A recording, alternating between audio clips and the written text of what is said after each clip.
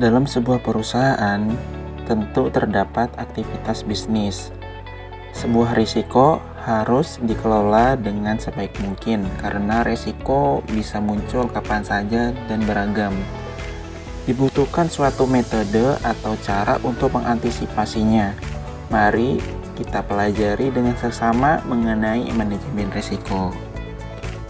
Manajemen risiko merupakan kegiatan manajemen yang dilakukan pada tingkatan pimpinan pelaksana, yaitu kegiatan penemuan dan analisis sistematis kerugian yang mungkin dihadapi perusahaan akibat suatu risiko, serta metode yang paling tepat untuk menangani kerugian yang dihubungkan dengan tingkat profitabilitas perusahaan.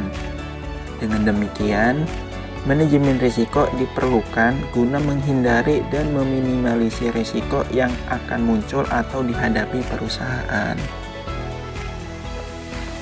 Manfaat yang akan didapatkan oleh suatu perusahaan apabila perusahaan tersebut itu melaksanakan manajemen risiko dengan baik, maka manfaat yang akan didapatkan yang pertama menjamin pencapaian tujuan, yang kedua meminimalkan kemungkinan bangkrut, yang ketiga meningkatkan keuntungan perusahaan, yang kelima memberikan keamanan pekerjaan. Tujuan pentingnya manajemen risiko dalam suatu perusahaan secara umum digunakan untuk dasar agar bisa memprediksi bahaya atau hal yang tidak menyenangkan yang akan dihadapi dengan perhitungan yang cermat, serta mempertimbangkan yang matang dari berbagai informasi di awal untuk menghindari hal-hal yang tidak diinginkan. Secara khusus, tujuan dari manajemen risiko ialah menyediakan informasi mengenai risiko kepada pihak regulator, meminimalkan kerugian dari berbagai risiko agar perusahaan tetap hidup dengan berkembang, biaya manajemen risiko yang efisien dan efektif, memberikan rasa aman. Yang terakhir, agar pendapatan perusahaan stabil dan mampu memberikan kepuasan bagi pemilik dan pihak lain. Selanjutnya, prinsip-prinsip dalam manajemen risiko yang perlu diperhatikan antara lain perumusan tujuan, kesatuan arah, pembagian kerja dan pendelegasian wewenang, koordinasi, dan yang terakhir itu pengawasan. Selanjutnya yaitu adalah jenis-jenis manajemen risiko. Ada 10 jenis manajemen risiko yang perlu kita pahami.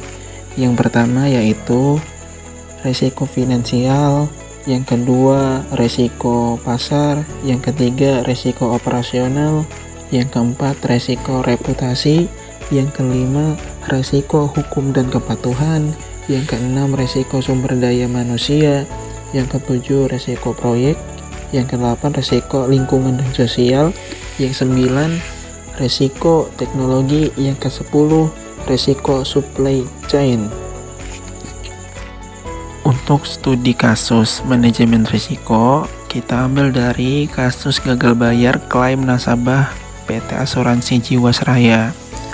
Kasus ini terjadi karena PT Asuransi Jiwasraya melakukan investasi besar-besaran kepada saham dari perusahaan yang berkinerja kurang baik dan relatif memiliki laba yang tidak besar, sehingga memungkinkan PT Jiwasraya berpotensi gagal menghadapi resiko, yaitu gagal bayar atas investasi yang dilakukan berupa pembelian saham dari perusahaan yang selalu merugi. Diperkuat juga dengan beberapa temuan dari hasil pemeriksaan laporan keuangan.